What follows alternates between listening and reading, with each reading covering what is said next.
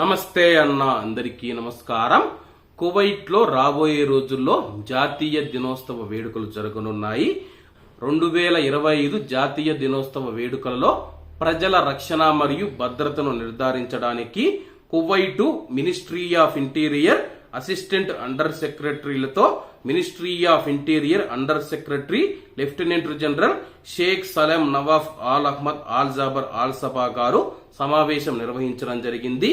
ఈ యొక్క సమావేశంలో ఆయన మాట్లాడుతూ కువైట్ ప్రధానమంత్రి షేక్ ఫహాద్ ఆల్ యూసఫ్ గారి ఆదేశాల మేరకు కువైట్ దేశవ్యాప్తంగా ప్రజలు ఆనందంగా సంతోషంగా జాతీయ దినోత్సవ వేడుకలు జరుపుకోవడానికి మనం వాళ్ళ యొక్క భద్రత మరియు రక్షణ తీసుకునే బాధ్యత తీసుకున్నామని చెప్పేసి ఈ సంవత్సరం జాతీయ వేడుకలు నాగరికంగా మరియు గౌరవప్రదంగా జరిగేలా చూసేందుకు కృషి చేయాలని చెప్పేసి అధికారులను పోలీసులను ఆయన కోరడం జరిగింది.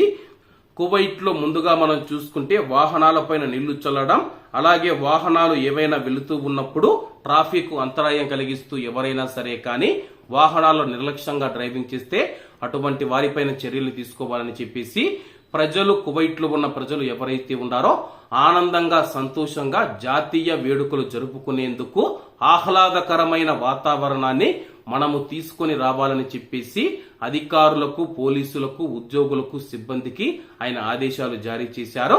కాబట్టి అందరూ బాగుండాలి, అందులో మనం ఉండాలి. అందరికీ నమస్తే అన్న, జై హింద్.